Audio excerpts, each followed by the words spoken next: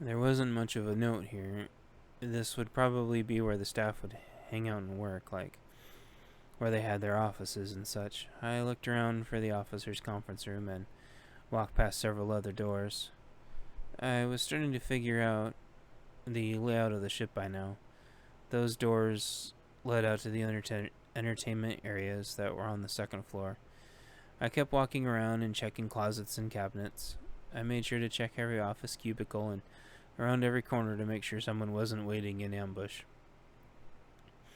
It wouldn't have mattered very much because whoever was here had the proverbial home court advantage, but worth a try, I guess, unless there was zombies or something. Really, though, whoever was here would obviously know their way around the ship way too well, and if they wanted to ambush me or set up a trap, I didn't feel like I had much hope. I wanted to show them that I wasn't here to kill them. Also, the way we had initially bumped into each other inadvertently, I didn't feel like they could have set up traps. I think I was overthinking things like usual. He didn't seem like the guy that would set up deadly traps here, at least nothing with no notice that I would actually be getting inside. He expected me to be staying outside, then he ran and hid. Overthinking things, I completed my perimeter search. Everything seemed to be in order, and eventually using my patented walking around the outside perimeter tactic of checking rooms, I found the room I was looking for. The door was closed. I opened it, half expecting, but knowing that the person I was looking for wouldn't be there. I opened it slowly in case he was there. I said hello, but nobody was inside. There were more whiteboards, and I came in and closed the door behind me. I felt safer knowing someone couldn't spring up behind me that way. I looked at the whiteboards, and they told me the rest of the story. It looks like they wrote down a high level of information on the boards, and then some of their own information. Some of them had families as well, as well as other obligations. Some of them put overtime ? So listing the monetary concerns. Others listed the storm as a concern. There was a whole range of risks and fears. It seemed as if two leaders had emerged, one for staying and one for leaving. The one who wanted to stay supported the captain. The ones who wanted to go back to shore had a normalcy bias that everything would be fine. The National Guard would come. FEMA would take care of everything. The captain was over-exaggerating and that he shouldn't be in charge of the ship. At this point, it looks like there was a deviation or a pause because I don't see that guy writing anymore. I wonder if at this point there'd been a brawl in here. I looked around and I couldn't tell because everything looked shuffled around from there being a year at sea. I suspect someone beat the crap out of him for implying the potential loss of the captain's status, but can't prove it. I spot another whiteboard and there's another part of the plan and started reading that. The writing picked up back again and appeared to compromise, with the plan being basically to link up with a friendly vessel, and everyone who doesn't like the plan can get off and go back to the mainland in front of the storm. They are to make up an excuse that they aren't feeling good. So if anyone else on the ship isn't feeling good and doesn't feel like making a trip around the storm, they are free to disembark for the mainland. In kind, nobody would think lesser of them. However, should any staff make a public fuss after this is all over one way or the other, they will never work for the company again. This silly threat worked because their normalcy bias actually made them think this was an actual potential outcome.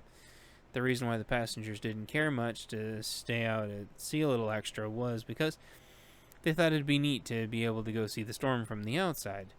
The other reason most of the passengers were okay with the plan to stay out at sea was because the crew made up a fake story.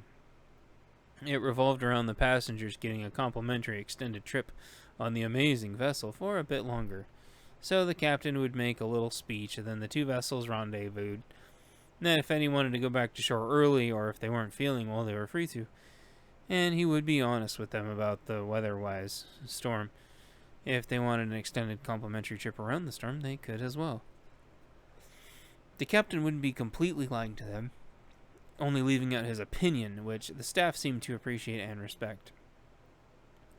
When he was around the physical storm, he figured he would tell whoever stayed about the metaphorical one, and they could make up their minds from there. They would be upset, but most probably being like-minded at this point, they would realize there was nothing they could have done either way.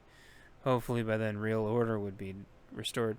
I, of course, know what really ended up happening, though. So he must have made the handshake with the other vessel, and half the crew and passengers must have went back to south. I went to go check the other board, and that confirmed. They were about half capacity and planning on going around the storm. They had enough food to last months, especially if they supplemented it with fresh fish. They had supplies to catch fish. They also had a desalination system on board that could pump gallons upon gallons of fresh water every day from the salty ocean.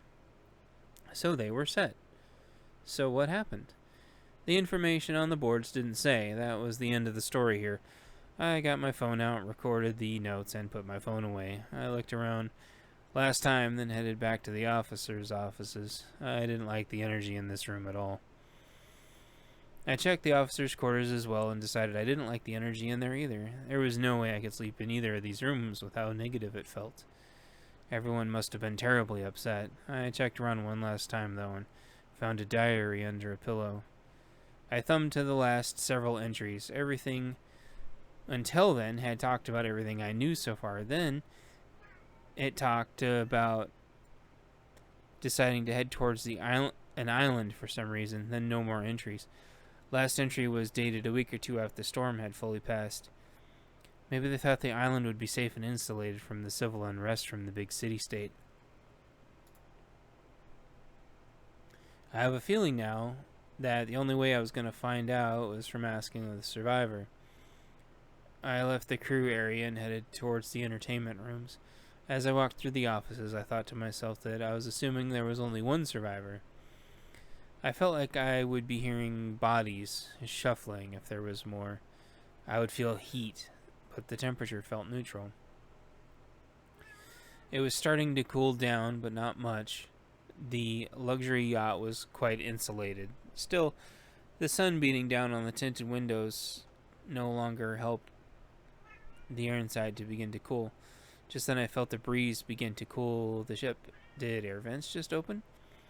The ship must have battery backup power and the auxiliary systems routed to a few of the systems. I felt the salt air freshen up the ship and cool everything down faster.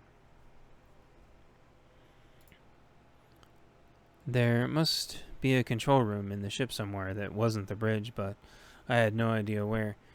I entered the entertainment room and looked around. It looked like an empty dance hall, more of an adult dance hall. There was a DJ booth. I could see from here that there was nobody hiding behind it. There were some raised light dance pads nearby that would light up when you danced. There were some poles next to that for people who liked to swing around. There were also some cages for people who liked to dance in cages, I guess. I followed the cages up to the ceiling and saw some recessed disco balls that could come down and noticed some black lights interspersed throughout the normal lighting. There was a mini bar over to the side. I went to check behind it as it was about waist high, but there was nobody hiding behind it. I imagined a lot of different parties being held here and everyone having a great time. Chapter 11, Real Entertainment. Floor 2, Electronic Entertainment. Inside, night, day 1.